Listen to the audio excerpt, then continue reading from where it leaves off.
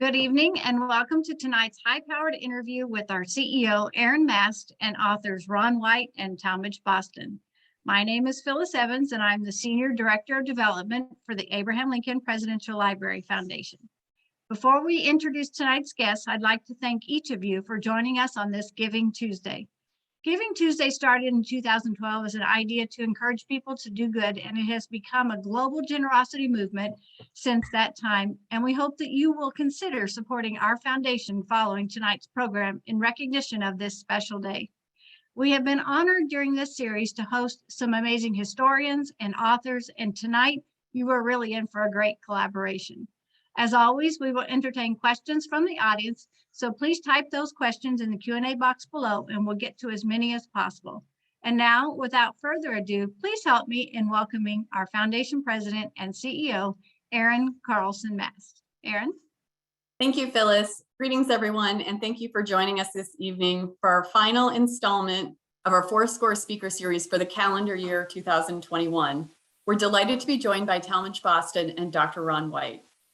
Ronald C. White is the author of 2 New York Times bestselling presidential biographies, American Ulysses, A Life of Ulysses S. Grant, which won the 2017 William Henry Seward Award for Excellence in Civil War Biography, and he's also the author of A. Lincoln, a Biography. USA Today said, if you read one book about Lincoln, make it A. Lincoln. But really, how many of us are only going to read one book on Lincoln? His newest book, Lincoln in Private, What His Most Personal Reflections Tell Us About Our Greatest President, was published in May 2021. The Wall Street Journal hailed Lincoln in Private as, quote, an intimate character portrait and fascinating inquiry into the basis of Lincoln's energetic, curious mind, end quote. White is also narrator of the Random House audiobook. In addition, he has written Lincoln's Greatest Speech, the Second Inaugural, which is a New York Times notable book, and The Eloquent President, A Portrait of Lincoln Through His Words, which is a Los Angeles Times bestseller.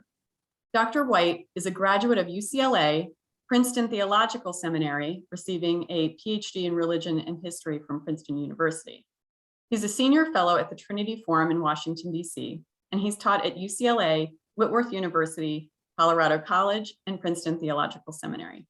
He has lectured at the White House and been interviewed on the PBS NewsHour, and he has presented lectures on Lincoln on 3 different continents.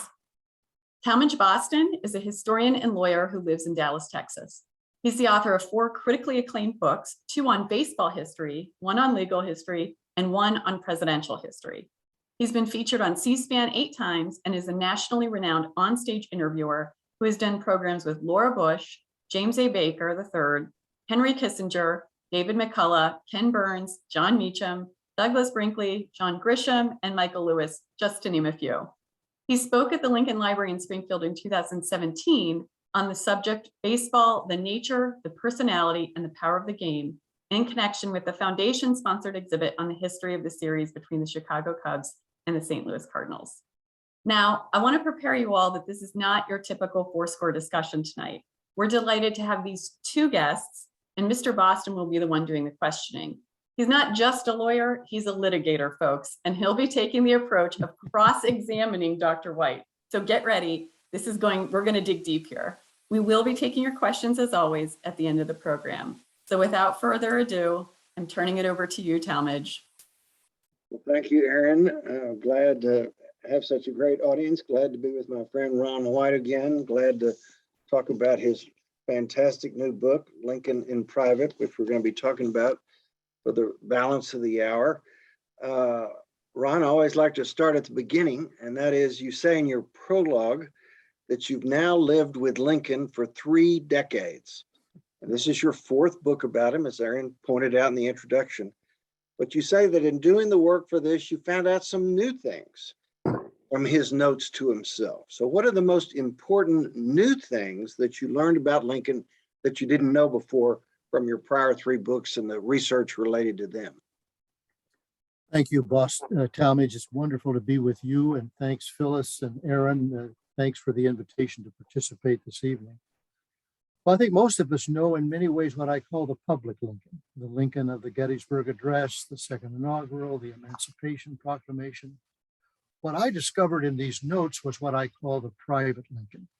Lincoln was a person who did not share his feelings very forthrightly. In fact, his law partner, William Herndon, called him the most shut-mouthed man he had ever met. So in these notes, we are able to see some sides of Lincoln that we traditionally do not see in the biographies that we most have read. Well, for many of the fragments that you analyze in the book, some of them were found after his death, and obviously no one was around when he wrote them to himself, so we really don't know the background. And you say that you had to imagine or try to imagine the context in which he wrote them. So what was your process for doing that? You come across a note, you see what it says. What did you do to try to figure out where was Lincoln? What were the circumstances when he created that note? Well, let's be clear about what they are. What makes them so intriguing is that they are not dated, they are not titled, and they are not signed. But we know from Lincoln's distinctive handwriting that they are his. So editors through the years, starting with his own secretaries, me and Nicolay and Hay, and then the marvelous Basler collection of the 1950s, often would put a date with a question mark. And so this is part of the puzzle to try to figure out why and when did he write these notes. For the most part, I accept the editor's suggestions, but in a few cases, I sort of challenge that. Try to place these notes in the life story of Lincoln. What was he grappling with? What were the issues that he was facing? And this is what makes them, I think, so fascinating.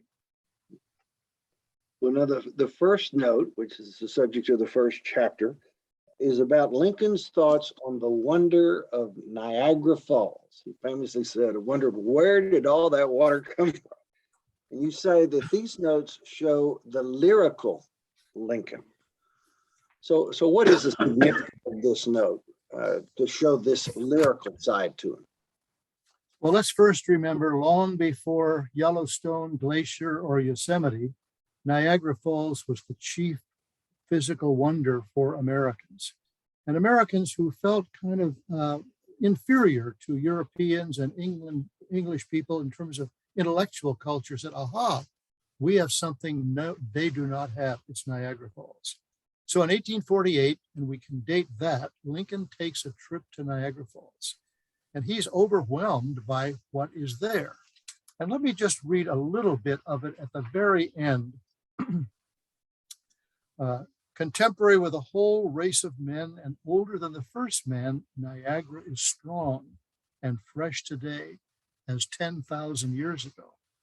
The mammoth and the mastodon, now so long dead that fragments of their monstrous bones alone testify that they ever lived, have gazed on Niagara.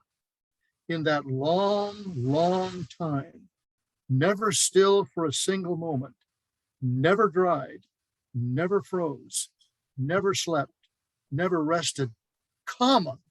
And what I want to say here is that we often call these early notes fragments. Why? Because they're fragmentary. It's like you and I were called away to some task and we stop and don't complete it. So this is a side of Lincoln, the lyrical side. We know the logical side of Lincoln. We know the legal side of Lincoln, but most of us have never encountered the lyrical side.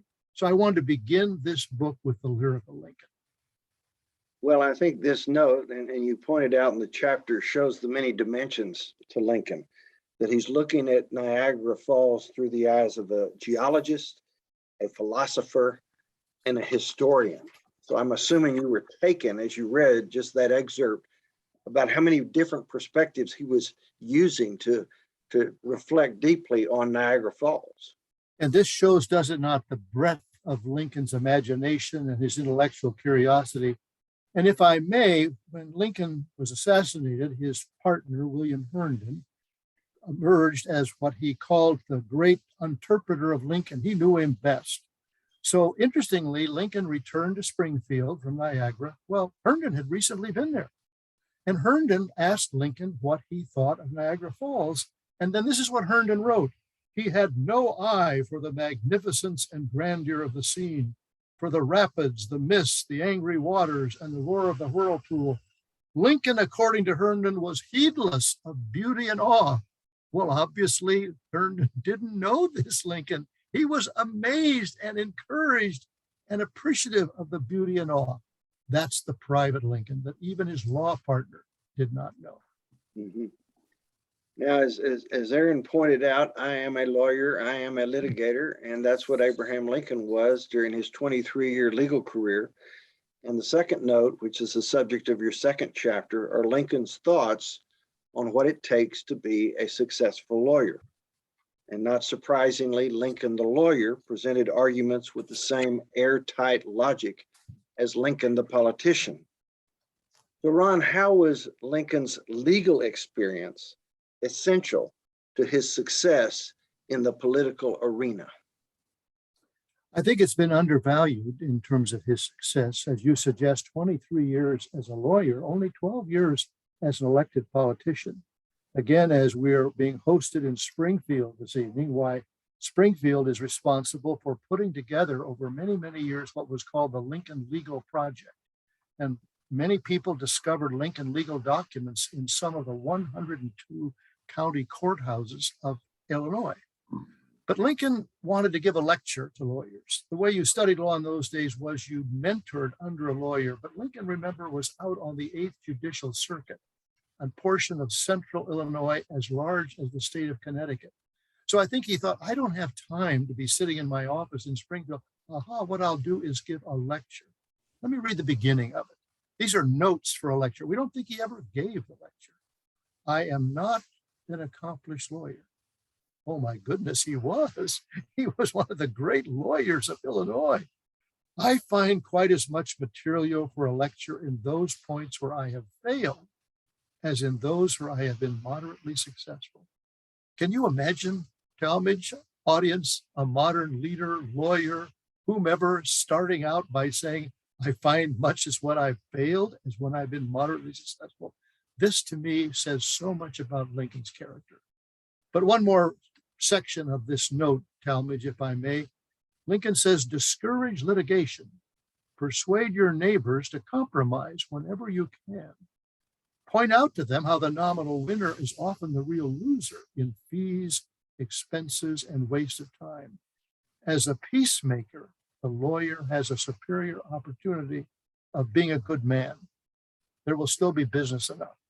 Lincoln had a great sense that in Illinois, frontier Illinois really, that people wanted to go to law, and he wanted to build community. And you might go to law and you might win, but you will lose. And I also would argue going forward that even though he was a great war president, he was looking forward to a second term, because I think his understanding of being a lawyer is in this sentence: as a peacemaker. This is who we want to be. Yeah, another important trait for a lawyer that in those notes is that of honesty. And in particular, yes, as far as lawyers go, as far as politicians go, debaters go, we're talking about intellectual honesty. And one of his great traits as a lawyer was whenever he was making an argument, the first thing that he would do is to give the argument of the other side. Yes. And whereas bad lawyers misrepresent the other side's lawyer, they go fast and loose with the facts and the law, Lincoln gave an airtight presentation of the other side's position such that they couldn't argue with it. But then he showed why it was wrong. And he famously did this throughout the Lincoln-Douglas debates. So Ron, in Lincoln's era, was intellectual honesty as rare a trait as it is today, where it seems like every candidate in the 21st century operates in a mode of distorting his opponent's position. You're right about today. And actually, I think in the 19th century, the same trait was going forward, because Lincoln concludes this notes to lawyers by suggesting that if you are unable to participate as a lawyer with intellectual honesty, then you should not be a lawyer. But where did he learn this? Well, his second partnership with Stephen Trigg Logan taught him that he needed to understand both intellectually and emotionally the point of view of his opponent. That's where he needed to begin. And if you think about it, obviously, when you go forward into the presidency of Abraham Lincoln, you will see how he was able to understand the point of view of his opponents, both within his own party and on the other side, the Confederacy. Now, the next fragment is one that we're going to put up on the screen. And this is the one that opens the door to Lincoln's analysis of the slavery issue. And it reads as if Euclid, the logician, had written it. So Phyllis is putting it up on the screen. And Ron, talk about that fragment before I ask another question about it. Yes, Lincoln served one term in Congress, 1847 to 1849. He opposed the United States war with Mexico, which did not serve him well with some of his constituents. So he came back to Springfield in 1849 and for 5 years was a full-time lawyer. Then the passage of the Kansas-Nebraska Act in 1854 opened the possibility that slavery could go west into the territories. Lincoln was furious and he came back into the political fray. But I like to say that he held his fire. Before he spoke, he thought deeply. And I think this is one of the most fascinating fragments of all. His fragments often did not find their way into his public speeches. Actually, they were kind of his intellectual thinking, his grist before he publicly spoke. If A can prove, however conclusively, and I think you can see how easy his handwriting is to read, that he may have right enslaved B, why may not B snatch the same argument and prove equally that he may enslave A? Oh, you say A is white and B is black. It is color then, the lighter, having the right to enslave the darker. Take care. By this rule, you are to be a slave to the first man you meet with a fairer skin than your own. You do not mean color exactly. You mean whites are intellectually the superiors to blacks and therefore have a right to enslave them. Take care again. By this rule, you are to be slave to the first man you meet with an intellect superior to your own. But say you, it is a question of interest. And if you can make it your interest, you have the right to enslave another. Very well. And if he can make it his interest, he has the right to enslave you. To me, this is one of the most remarkable fragments of all. We see Lincoln thinking so clearly, so logically, almost like a courtroom lawyer, marching back and forth, A, oh, yes, no. It's a fascinating document. Well, as he was crystallizing and synthesizing all of his thoughts on slavery in an evolving state, he decided that he would seize and focus more on the Declaration of Independence and prioritize its importance over the Constitution. So Ron, explain that decision. Well, what's probably hard for all of us to understand or even appreciate was that in a certain sense, the Declaration was gathering dust by the middle of the 19th century. It was that great document which freed the colonies from Great Britain, but Lincoln saw it as something much more. He saw it as a reforming document, reforming in its own day, but continuing to be reforming, and he viewed it as standing beneath, really behind the Constitution. So he brings the Declaration of Independence again and again and again into his speeches. All men are created equal. He even goes so far as to suggest that Jefferson probably meant all men, all white and black men are created equal. Whether Jefferson did or not, Lincoln interprets the Declaration as a reforming document that should now reform our thinking in the 1850s and ultimately the 1860s. Well, I think all the Jefferson historians would acknowledge that Lincoln was more than giving Jefferson the benefit of the doubt. Right. There's no question that Jefferson meant all white men were created equal. Yes. But that was nice of Lincoln to give him some good kudos, even though he really didn't deserve them as far as that language went.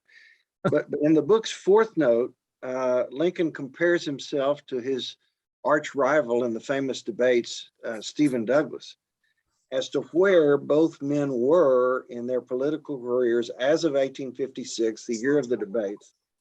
And as he looked at where he was compared to where Douglas was, he was very depressed. And in fact, he would not win another election until 4 years later. So in that scenario where he's comparing himself to Douglas, Ron, how depressed was he, and how long did that depression last? Well, I like to point out that Lincoln rarely ever expressed his feelings in public. He grew up in Kentucky and southern Indiana. His parents attended Baptist churches. It was an era of what was called the Second Great Awakening. It was a very emotional kind of religion. And Lincoln, as a young boy, reacted against that emotionalism and determined that for him, for the rest of his life, he would be a rational, thoughtful person. So he ran for the Senate. Remember, senators were elected by state legislatures. He was leading on the first 7 ballots in the winter of 1855, running against the Kansas-Nebraska Act. And then he realized he could not win. His worry was that another Republican who was actually for the Kansas-Nebraska Act could win. So he withdrew, and a Democrat, Lyman Trumbull, who ultimately became a Republican, won.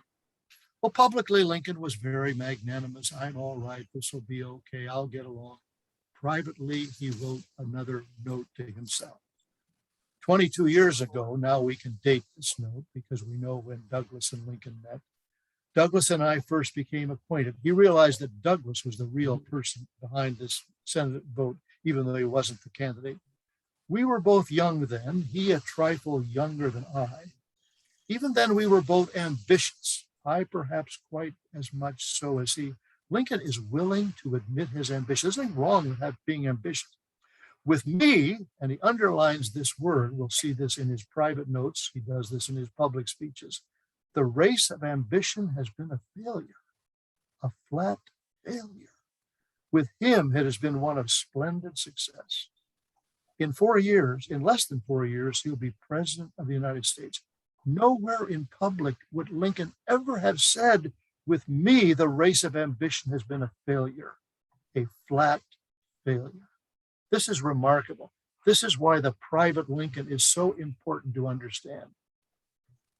Yeah, now, in this time period, after he lost the race to Douglas in 1856, he proceeded to join the Republican Party and leave the Whig Party behind. And that's the subject of the 5th note that you chose. And in fact, switching parties was not an easy decision. He again had to talk to himself to kind of figure out what to do. So how hard was that decision? And what does the note reflect about this struggling to reach that decision? Well, one of the qualities of Lincoln that I find very admirable is that his DNA was loyalty. So he was loyal to the Whig Party. He was loyal to Henry Clay, who we called his beau ideal leader. Henry Clay had been the Whig candidate for the presidency 3 times. The Whig Party was a national party, North and South. He liked Alexander Stephens from Georgia, who he met when they both served together in the 30th Congress. So it wasn't an easy path to join the Republican Party. And when he does join it, and the notes reflect this, he had to deal with the criticism that the Republican Party was a sectional party, a northern party. And he had to deal with that, and he does so as he thinks this through before he even speaks about the Republican Party. Mm-hmm. Now, while Lincoln was making this decision to join the Republican Party, he was continuing for his thoughts to evolve on the slavery issue. And originally, he rejected abolitionism. He thought the position was morally right, but he knew that if he was an advocate for it, he would never get elected to anything. And that was part of why he decided to join the Republican Party, which was such a good fit for him. And he finally decided the time was right to advocate abolition during his presidency. So Ron, you and I both know he's been criticized in recent years by at least some. Why didn't he embrace and advocate abolitionism sooner rather than waiting until he was president? Does that show him to be some kind of a bigot that he waited so long to finally come out as strong as he finally did during his presidency? Now, when you hear criticism of Lincoln like that, Ron, what's your response? The larger response is Lincoln's on a journey, and the journey moves forward, as you suggest, let me give you one particular episode that I think was very critical for him. In 1844, Henry Clay was running for the presidency. He would have won the presidency, except in New York, the Liberty Party, which were the strong abolitionists, received 15,000 votes. If they had not run with those 15,000 votes, Clay would have won New York, and he would have won the presidency. And I think of Lincoln's comment today because he called those people the righteous. And I think we have a lot of righteous in the Democratic Party and a lot of righteous in the Republican Party. And Lincoln, in a sense, is saying, come on, friends, we have to elect the right person. So 4 years later, the candidate of the Whigs is Zachary Taylor. Zachary Taylor is a slave owner. Lincoln's not for that. We don't quite know what Zachary Taylor's ideas are. He was a Mexican War general. But Lincoln says, I'd rather have Clay as the presidential candidate, but I'm going to back Zachary Taylor. So Lincoln understood the meaning of politics and that you don't always get what you want. But as he moves forward and understands the evil of slavery, he takes it on in a much more dramatic way as an older person than he does as a younger man. Right. Now, the next question is again going to be tied to a note that we can put up on the screen. This is, I think, the shortest note that you write on in the book. And I'll let you talk about it before I ask you any questions about it. Yes, this note is fascinating first for its origin. Mary Lincoln, she never called herself Mary Todd Lincoln, has often not received good press or good biography in recent years. I'm a little more sympathetic to her. She lost one son at 3.5, another at 11, another at 17. She lost her husband. And in 1875, she sat in a courtroom in Chicago and was, in minutes, a 12-man male jury came up with a verdict that she would be put into an insane asylum. I actually recall I was in Springfield one evening some years ago when we had the trial of Mary Lincoln right there at the Abraham Lincoln Library and Museum. So while she's there, a lawyer, Myra Bradwell, struggles to get her out. Interesting story, Myra Bradwell should have been the first female lawyer in Illinois, but the state of Illinois said she could not be a lawyer because she was a wife and a mother, and the two were contradictory. It went all the way to the Supreme Court, and they came up with the same decision. A woman could not be a lawyer because her first role was to be a wife and a mother. So when Myra Bradwell got Mary Lincoln out of the insane asylum, she gave her a lot of different things, gifts that Abraham had received as president, and then she gave her this note. And I love this note. It's hard to date it again. We can date it because we know when Mary Lincoln was released from the insane asylum. As I would not be a slave, so I would not be a master. Notice the underline. This expresses my idea of democracy.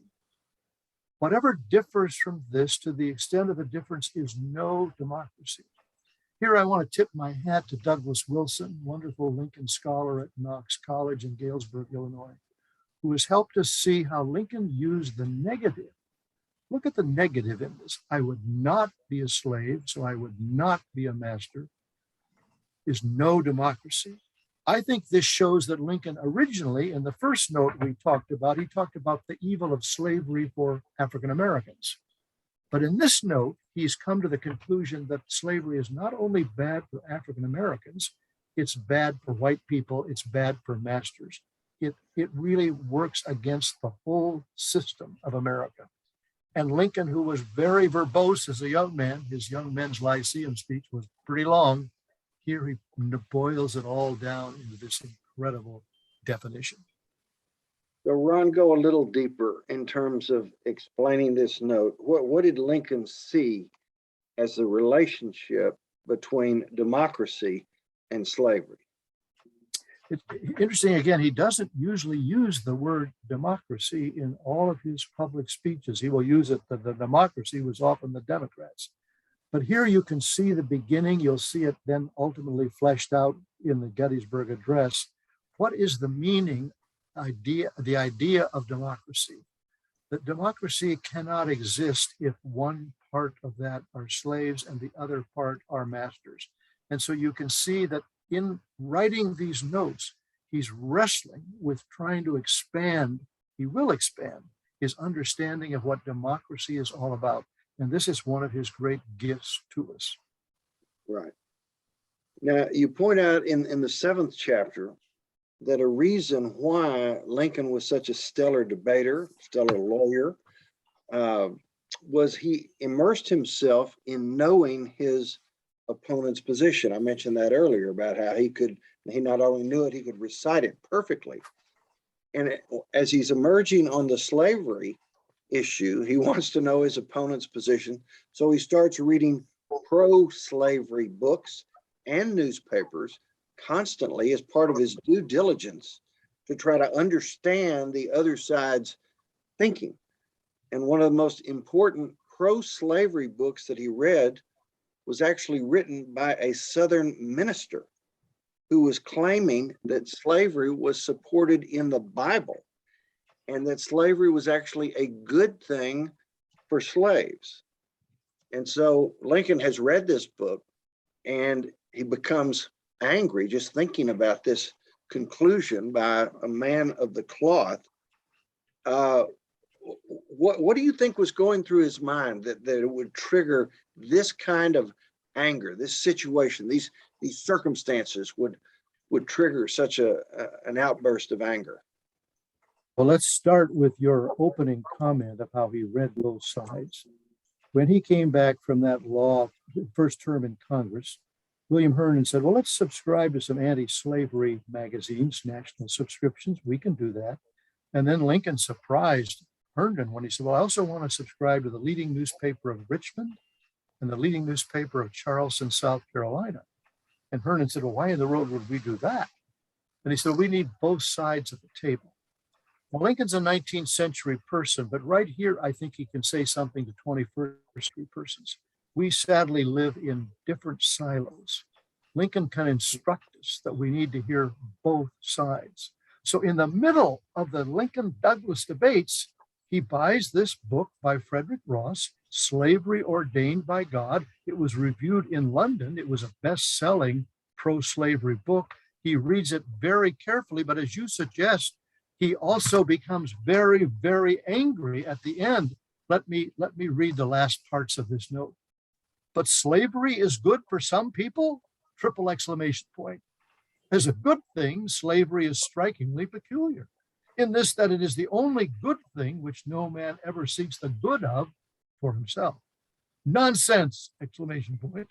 Wolves devouring lambs, not because it is good for their own greedy maws, but because it is good for the lambs, triple exclamation point. So as you point out, he is really angry. And I think when he wrote these notes, I learned that this is the way he wrote his speeches. He would often speak the words out loud before he put them to the paper. And I think he may have done this here. And as he finished this book, he got really angry. And this comes through in this private note. So again, those people who today say, well, he didn't really care about African Americans. He only signed the Emancipation Proclamation as a political or military maneuver. No, he was deeply angry about people who were arguing that somehow slavery was good for African Americans. Well, one of the good conclusions that you draw in terms of why did Lincoln follow this process throughout his adult life of writing notes to himself, you said it was essentially a kind of therapy. Yes. And that he would make these notes, particularly when he's angry, as you've just been talking about, and that would relieve some of the internal pressure and prevent anger outbursts. But as you also say, he wrote more as an orator than a writer, which seems strange because he's writing to himself. He's not writing with the idea it'll be spoken to the multitudes. He's writing to himself. So why do you think he's writing as an orator when he's writing to himself? Explain that for us. Well, all three of his secretaries made the very same comment, that Lincoln thought of himself more as an orator, as a speaker. Today, sadly, I'm not a fan of teleprompters. We write out our speeches and then we read them. A woman who was the wife of one of the congressmen in the 19th century said if anybody would have read their speech in Congress, they would have been laughed out of Congress. You stood up and you gave your speech. And so Lincoln, as I said just a minute ago, would say the words out loud. He had a sense for the sound of words 77 years ago. And he was always, this was his great gift. This is how he distinguished himself from his contemporaries. He was a great speaker. Not to say that he wasn't a great writer, but the writing was always in the service of speaking. Well, and I've read that whenever he was reading a book, he would read it aloud. He would read it aloud, absolutely. I thought that was important, that the words not only come off the page, but that they be spoken, I guess, to reinforce them. Of course, he had such a fantastic memory as to what he had read. Maybe it was tied to the fact that he not only had read it, he had spoken it. Well, he said, I want to read with the two senses, not simply the sense of the eye, which is the way we read, but also the sense of the ear. And actually, I believe that up to maybe 100, 125 years ago, almost everybody read out loud. Oh, really? Years and years ago, I was in England and we were traveling and stopped at a kind of a hotel, and in the room after dinner, people were reading out loud. I thought, my goodness, what's going on here? But the English people, no, the sense of the word is only gained by hearing the word. You know, in chapters 8 and 9, it talks about Lincoln, President Lincoln, the war's going on. It's bloody. Hundreds of thousands of people are being killed. Going back to his notes on a lecture in law, he talked about compromise, resolve your disagreements. And there was a lot of pressure on him to try to settle the Civil War on the basis of not requiring a restoration of the Union, not requiring the emancipation of the slaves. And a lot of people today are critical of that, say, my gosh, if he settled the war sooner, we would have saved hundreds of thousands of lives, even though we would still have been a divided country and or we would have still had slavery. So Ron, when you hear that criticism about his refusal to compromise because of these higher goals that he wanted to be achieved in the war, what's your response to it? Well, I think the way we define great leaders, we often say, is it the person or is it the times? And Lincoln grew up believing that slavery would one day be extinguished. It would become extinct. But then he realized as years went on, it would not become extinct. And so this possibility of war had been brewing for a long time. And now I think he came to the conclusion we have to settle this now. He offered the border states a possibility that their slaves could be freed, could be emancipated, and they would be paid for. But when the border states all rejected this, it's almost like he said, all right, we have to do this. It's terrible. But remember, his peace was going to be extremely magnanimous. The radical Republicans in his party didn't like how magnanimous he was, but he had to have a hard war and a soft peace. And this is the way Lincoln understood what he was about. Now, my next question is tied to your third and final note that's going to go up on the screen. As Erin said in her introduction, Ron, you're not only one of our nation's leading historians, you're also a graduate of Princeton Theological Seminary. You've taught at that seminary. You're an ordained Presbyterian minister and have served churches. And much has been written through the years about Lincoln's faith journey in light of the fact that when he was a young man, he apparently was an infidel. And even as his faith journey continued, he never officially joined any church, even though, as you point out in your books, he was a regular churchgoer. And there's no evidence in his writings or speeches that he ever acknowledged Jesus as the Messiah. So talk about this note and then talk about how you respond when people start doubting the breadth and depth of Lincoln's faith. Well, let's start at the end in that wonderful second inaugural address, March 4, 1865. Only 701 words. Lincoln mentions God 14 times, quotes the Bible 4 times, invokes prayer 3 times. My academic colleagues, I was new to the field, said, "Oh, don't get too excited. This is what we do in inaugural addresses." So I read all the previous 18 inaugural addresses. The Bible had only been quoted 1 time. So many people were very surprised that suddenly Lincoln, who, as you suggest, was not particularly viewed as a religious person, has this remarkably religious address. But no one knew that day of the private Lincoln, the last fragment that we have in chapter 10. So that what happens now is that in August of 1862, the Union suffered another disastrous defeat, the Second Battle of Bull Run or Manassas. Lincoln called an emergency cabinet meeting. Fortunately for us, 3 of his secretaries kept diaries. One of them wrote that Lincoln said he was besieged with the bitterest of anguish. He almost felt like hanging himself. We think that afternoon, the dating of the fragment is debated. Others have a later date. He sits down and writes this remarkable fragment. The will of God prevails. In great contests, each party claims to act in accordance with the will of God.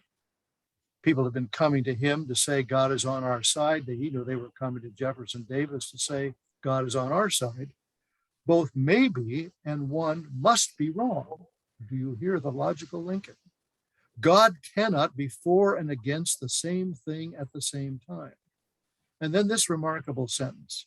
In the present Civil War, it is quite possible that God's purpose is something different from the purpose of either party. And yet the human instrumentalities working just as they do are of the best adaptation to effect his purpose. I'm almost ready to say this is probably true, that God wills this contest and wills that it shall not end yet. You can see why this is a private note. By his mere quiet power, I think Lincoln was tired of the noisy God he met as a youth. On the minds of the now contestants, he could have either saved or destroyed the Union without a human contest. And having begun, he could give the final victory to either side any day. Abraham Lincoln, are you suggesting he might give the victory to the Confederacy? Of course you wouldn't want to say that in public. And so he concludes, yet the contest proceeds.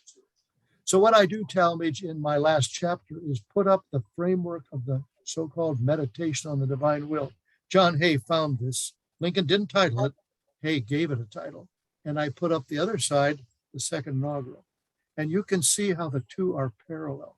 One, this 1862 is the foundation of 1865. So we have given credit to Lincoln for developing his ideas on slavery, for developing his political ideas, but somehow we haven't given him credit for developing his religious ideas. We keep him back at that young man's stage when he's rejecting the faith of his parents.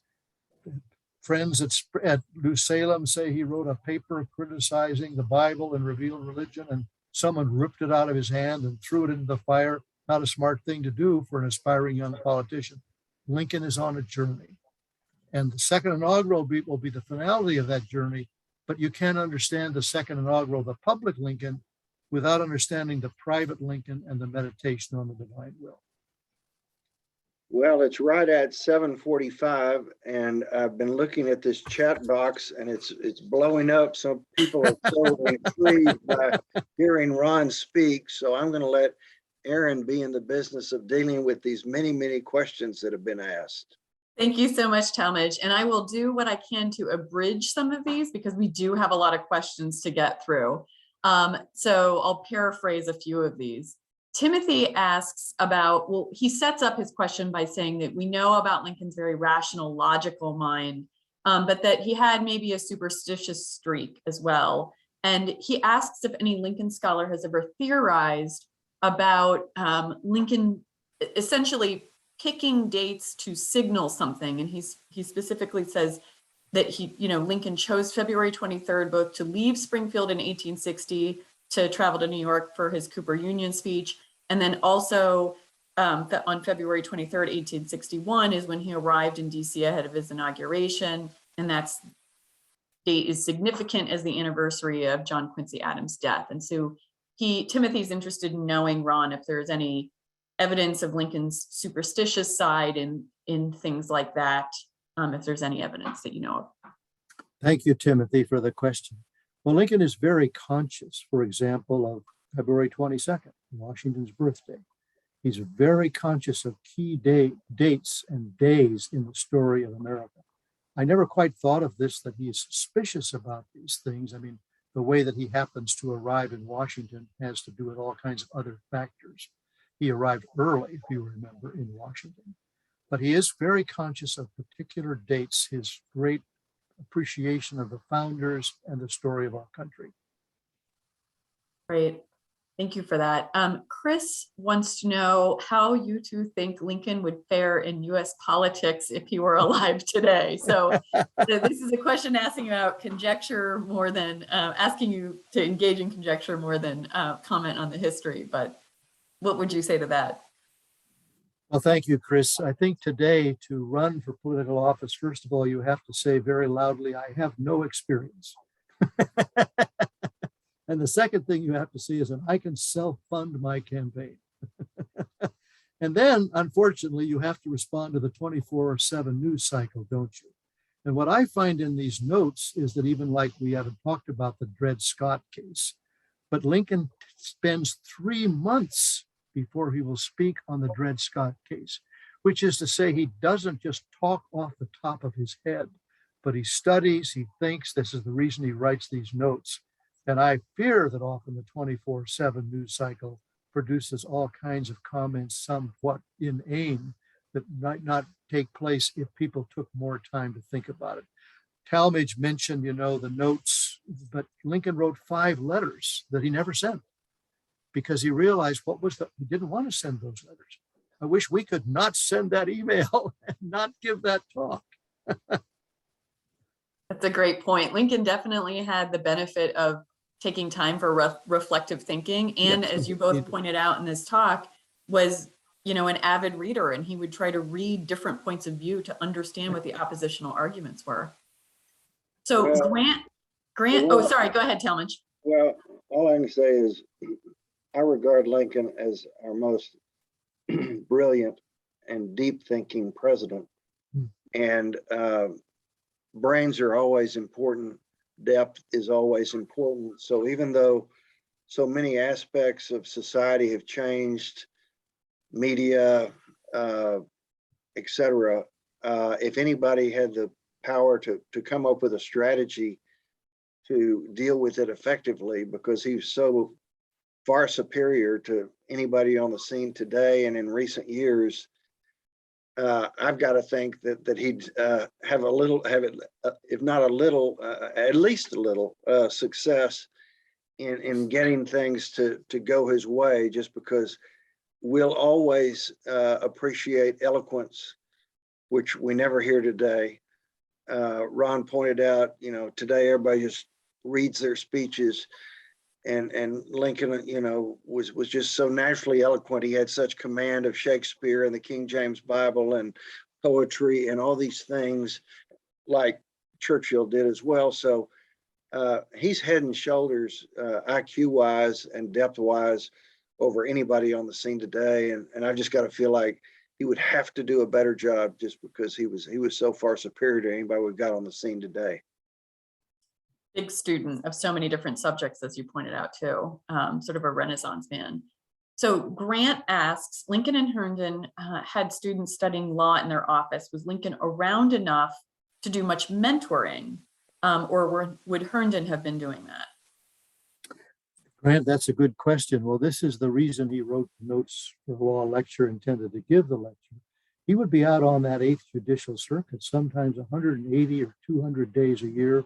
When he started out, the trains were just getting started, so he couldn't come back into Springfield. He enjoyed being out on that circuit. So I don't know, Herndon was really the administrator of the office. He was sort of paying the bills, and Lincoln was the litigator, so to speak. Yeah. Great. Steve asks, in concluding his fragment on the practice of law, Lincoln said that if a person who is a lawyer could not pledge to be honest, he should, quote, consent to be a knave, end quote. What did he mean by that? Well, I think first of all, he wanted people to be honest. And he recognized that even in his day, lawyers were the subject of much criticism. But if you cannot be honest, then just be something else. He used the metaphor knave, but don't even pretend that you can be a lawyer. Yeah. Interesting that he would conclude with that, isn't it? Yeah. Yeah. Great. Our fifth question is from Justin. He notes that in David Blight's recent biography on Frederick Douglass, he expounds on the varying views of Lincoln historians on the topic of colonization. And while some feel that Lincoln floated that as part of a larger strategy, others of gradual emancipation, others thought he really thought colonization was the best option. What do you think? What's your analysis of what Lincoln really thought about colonization versus abolition? Thank you for that question, Justin. That's a tough one to understand, because there's no doubt that Lincoln did in some ways propose, advocate for colonization. What's often forgotten in the conversation is that some leading African Americans were involved in the colonization movement. They wanted to Christianize Africa. They wanted to go to Liberia and set up this kind of model state. But Lincoln advocates colonization, and then it sort of just disappears as he moves towards emancipation. But one cannot deny that at one point and early in his presidency, he advocated colonization, believing, he said, that whites and blacks were going to have a difficult time living together in his society. Thank you for that. Our next question comes from Juan, and he asks, this is an interesting one, about what Lincoln's relationship was with John Fremont as the Republican candidate. I assume he means in the presidential election of 1856. Was he supportive? Was Lincoln supportive of Fremont? Good question. Lincoln Yeah. Lincoln was supportive in the sense that Fremont was the first candidate of the Republican Party, but he was never a fan of Fremont. He did not like Fremont. He did not like the way Fremont ruled, his kind of grandiose style. There's lots of character flaws in Fremont that Lincoln saw and Grant also saw. And so he accepted that, but he was not a fan of Fremont. This is a follow-on question that I'll ask now that I see in the chat here, because it relates to that. In any of the surviving notes, does Lincoln ever disparage any public figures specifically? Very good question. And when we use the term surviving notes, I'm very indebted to the papers of Abraham Lincoln in Springfield. I came to them and asked, how many surviving notes do we have? And we have 111. Well, I believe Lincoln wrote many, many more. Think about that we have 1 from the 1830s, 6 from the 1840s. Well, he was a kind of a young man sleeping in the back room of stores in New Salem, sleeping with families as a young person.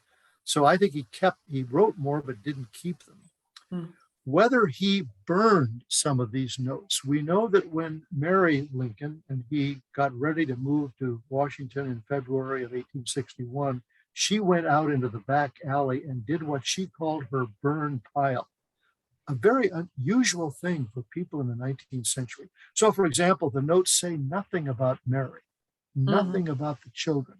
This is personal. You don't talk about these things. You don't even save these notes.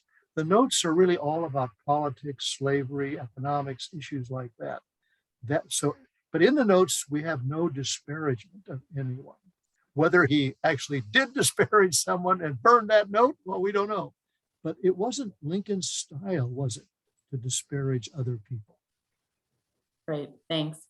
Michelle asked about how you got a hold of these amazing fragments, and you just answered that. We've been proud supporters of the Papers of Abraham Lincoln Project, and that they are doing yeoman's work digitizing all those things. So It's wonderful you were able to collect them via that. I think all your So- viewers need to know that all 111 are in the appendix to Ron's book. So you can have access to all of them by getting Ron's book. That's an This is the excellent first point. time we've published anywhere all 111. And I use the term fragments. When Lincoln gets to the presidency, he does begin to date the notes, but they're still notes and they're still private, and they become public only after his death. Mary asks, what or whom was the deepest passion that drove Lincoln in public and private life? Pardon me, say that again. What was? What or whom was the deepest passion in Lincoln's heart that drove him in both public or private? I think this might be a question about inspiration. Well, Lincoln was a great admirer of the founders of this nation. We are now in this day and age, perhaps revisiting his remarkable Young Men's Lyceum speech of 1838, where viewing the violence that was taking place, especially the violence that killed Elijah Lovejoy, the Presbyterian minister and newspaper publisher not that far away in Alton. He talks about the fact that no country from beyond the ocean could ever do any damage to America. But if America is to find itself in difficulty, it will be because we turn upon ourselves. As a nation of free men, we will live for all time or die by suicide. Suddenly, as we think about the precariousness of our own democracy, those words of Lincoln come forth. So Lincoln had a great vision and passion, to use the word of the questioner, that he wanted to see America become what it could be through the reforming document of the Declaration of Independence, for expanding the meaning of freedom, for solving, when he left Springfield on February 11, he said, I go with a task greater than Washington. Well, he didn't think he was greater than Washington, but he felt that the Civil War was the greatest test of this nation. And so he had a task greater than Washington. Mary Crane has a question about Herndon. She states that he assumed that he knew Lincoln better than anyone. But is that really true? Isn't it true that Lincoln did not confide in Herndon, and that Herndon may have not really known Lincoln's inner thoughts? Is that true or no? How do you respond? I think it is, and the whole fragment on Niagara Falls illustrates that. But also, Herndon didn't know Lincoln the president. Lincoln was on a journey in those 4 years. Part of that is a faith or religious journey that Herndon never understood, never appreciated, didn't understand at all. But there's other aspects of Lincoln the president that Herndon could not possibly have known. So obviously he wanted to set himself up as the interpreter of Lincoln, but I don't think he fully understood him completely. Yeah. I think that you answered part of this question, but Jeanette says asks in any of these private notes, did you find Lincoln's thoughts or musings on personal relationships and family in particular? Jeanette, he did not. And whether he might have done so and then, as a so to speak, burned these notes, or whether that wasn't the purpose of these notes. You know, the purpose was to think through the political, slavery, economic, tariff issues. That's why he wrote the notes. Chris has a question that's also asking you to project into the future of what Lincoln would have done. But I think that you're, particularly well suited to this question, given your work on the second inaugural, your beautiful book on that. So he says, if Lincoln had been able to serve out his second term, what do you think the impact would have been? What are the accomplishments or priorities in particular that we would have seen him act on? Well, Lincoln was positioned well for the second term. He won a decisive victory over George McClellan, who wanted to return the nation as it was with slavery. He was both a strong leader and a magnanimous leader. Now, it would not have been difficult. What surprised me was that after his death, some of his own members of his own party, the so-called radical Republicans, almost were glad that he was gone off the scene because they wanted to punish the South, and he did not. But he could not have imagined, and Grant was surprised to see this, that the Confederate generals and then the newspaper editors quickly resumed power in the South and quickly figured out how they could still keep African Americans, even if legally free, under their thumb. And then ultimately going forward all the way up to the end of the century into what became segregation and Jim Crow. Mm. Sharon asks about how Lincoln felt about the Dakota conflict, I believe is what she's referencing in Minnesota. So this has been a very quite an issue in these days. The Dakota Incident is the idea that there was an uprising in Minnesota, and I'm just reading, someone just sent me a book 2 days ago on this, a lot of terrible violence on both sides, the killing of whites, the killing of Native Americans. And so Lincoln is getting a bad name from some today because a number of the Sioux who were involved in this were hung. But actually, Lincoln also reviewed these cases one by one by one. I don't remember the exact number, but he exonerated, I think it was 30 or 35, someone can correct me on that. So I'm not trying to excuse Lincoln, but I'm trying also to put Lincoln in the context of his time. Should he have been paying more attention to this? Perhaps he should, but this is a difficult issue then and now. yeah, there were over 300 who were sentenced to death, and I think it was 39, I believe, who were continued to be sentenced, and the other 200 plus, Lincoln commuted their sentences. He went through, and Talmadge would appreciate that as an attorney too. Lincoln went through those one by one by one. One by one.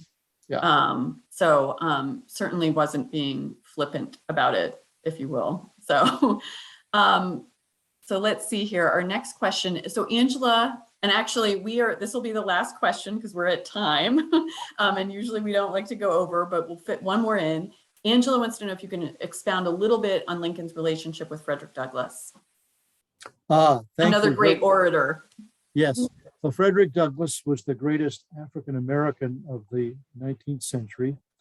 And he was very disappointed in Lincoln's first inaugural address because he decided he would keep the fugitive slave law. But this is part of Lincoln's journey. Douglass was present at the second inaugural. And I conclude my book on Lincoln's greatest speech by telling the story of Douglass coming to the reception at the White House. The old rules were still in effect and he was barred from entering. He then tried to go in a second time and they tried to push him out a window. And finally he walks forward, and Lincoln, who's 6'4", he'd be 6'10" today if he was present, he sees Douglass. And he said, "Mr. Douglass, what did you think of my address?" And Douglass says, "Well, there's far more important people than me who could tell you what they thought of it." He says, "No, Mr. Douglass, I want to know what you thought of the address." And Douglass said that was a sacred effort. Now, I have to say this with great appreciation. My great mentor and teacher at Princeton University was Jim McPherson, who's our finest Civil War historian. And when I said in the manuscript, he said to me, "Ron, don't you think you should add 2 or 3 sentences at the end of your own words?" And I, with all due respect for Jim McPherson, I said, "No, I don't think I need to say anything. Frederick Douglass has said it better than anybody else could." That's wonderful. If you're going to end with someone else's quote in your book, let it be someone like Frederick Douglass. Well, Talmadge and Boston, the fact that there are so many more questions we didn't get to here, I think is evidence of how wonderful this discussion was between the two of you. Someone did ask if you two have any new books you're working on, and we will let you know that both of these authors are working on new books. So keep your eyes out on their websites for information on that. And thank you both so much. I'm going to turn it back over to Phyllis. All right. Thank you both, Ron, Talmadge, for tonight's discussion. I know our members have really enjoyed this discussion. I certainly have, and we thank you both for bringing it to us this evening. Now, we are already into the holiday season, as you all know, and you probably have noticed a brief break in our webinar schedule. Be sure to keep your eyes on our website and our emails and our Facebook page for future events to be scheduled after the first of the year. When you close out tonight's webinar, you will see a short survey. We thank you in advance for taking a moment to complete the survey, as this helps us to improve our future offerings and lets us know what you would like to see in the future. We are grateful for each member and donor and sincerely appreciate your ongoing generous support of our foundation. We wish you all the very best during this special time of the year. We hope you have a very happy holiday. And now I'd like to wish everyone a good night. Thank you. Thank you.